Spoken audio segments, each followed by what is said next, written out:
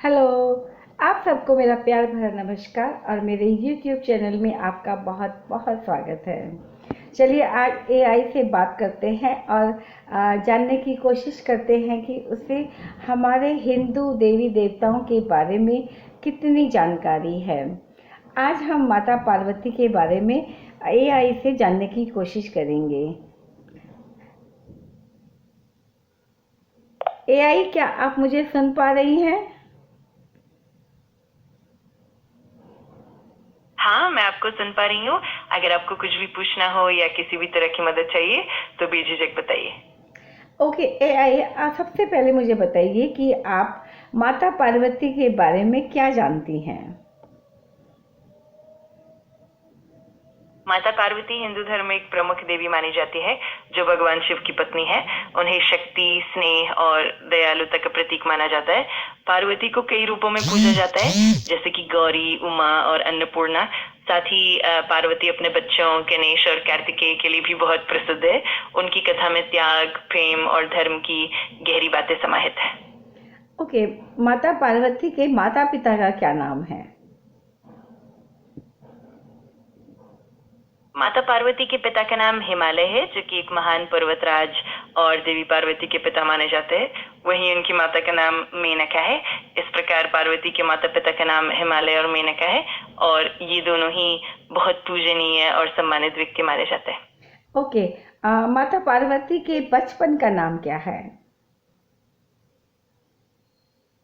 माता पार्वती के बचपन का नाम अक्सर पार्वती ही माना जाता है, लेकिन कुछ ग्रंथों और कथाओं में उन्हें गौरी या उमा भी कहा जाता है। हिमालय की पुत्री होने के नाते उनका बचपन काफी सरल और सौम्य था, और उन्हें कई नामों से जाना गया है जो उनकी विविधता और विशेषताओं को दर्शाते हैं। ओके AI, मेरा नेक्स्ट क्वेश्चन है, माता पार्वती का मायका कहाँ है और उनके कितने भाई बहन हैं? माता पार्वती का मायका हिमालय पर्वत के क्षेत्र में है, और हिमालय ही उनके पिता है। पार्वती के भाई बहन के बारे में विशेष रूप से कई कथाओं में अलग अलग उल्लेख मिलते हैं, लेकिन सबसे प्रमुख रूप से उन्हें उनके भाई जो कि हिमालय के अन्य पुत्र होते हैं का उल्लेख मिलता है।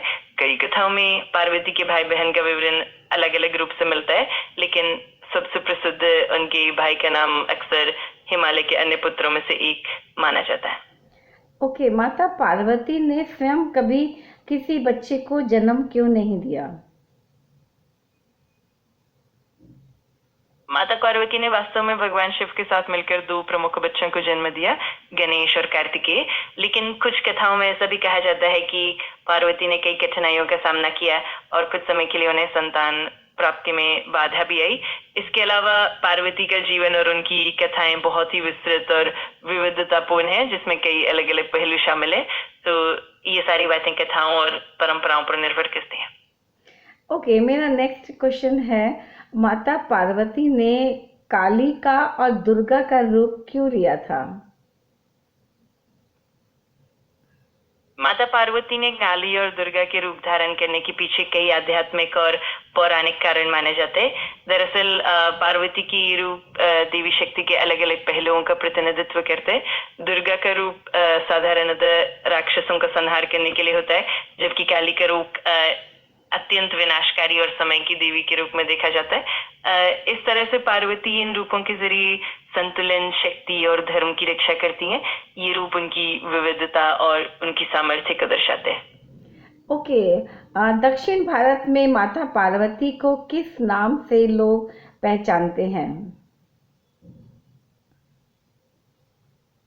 भारत में माता पार्वती को कई नामों से जाना जाता है।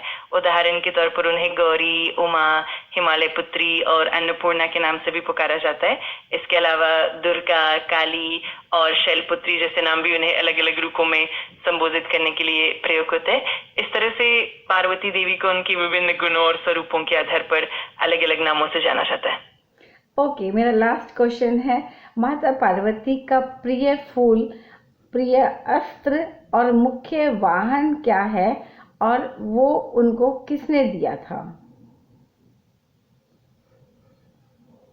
माता पार्वती के प्रिय फूल अक्सर रजनीगंधा या चमेली माना जाता है और उन्हें अक्सर सुंदर फूलों से जुड़ा हुआ माना जाता है। उनका प्रिय अस्त्र त्रिशूल है जो भगवान शिव का भी प्रतीक है और पार्वती से अपने सामर्थ्य का प्रतीक मानती है। उनका मुख्य वाहन सिंह है जो शक्ति और साहस का प्रतीक है। इन सबको उन्हें उनके पिता हिमालय और भगवान शिव से प्राप्त हुआ माना जाता है। ओके एआई, आपको बहुत जानकारी है हिंदू धर्म के बारे में भी। आपका बहुत बहुत धन्यवाद। फिर एक नए टॉपिक के साथ में मैं आपके साथ फिर बात करूंगी। मुझे बहुत खुशी हुई आपकी मदद करके। आप जब भी चाहें नए टॉपिक पर चर्चा कर सकते हैं। फिर मिलते हैं। ध्यान रखिए और धन्यवाद। तो ये था एआई से माता पार्वती के बारे में कुछ जानकारी। फिर मिलते हैं एक नए वीडियो के साथ में, नए टॉपिक के साथ में। Thank you.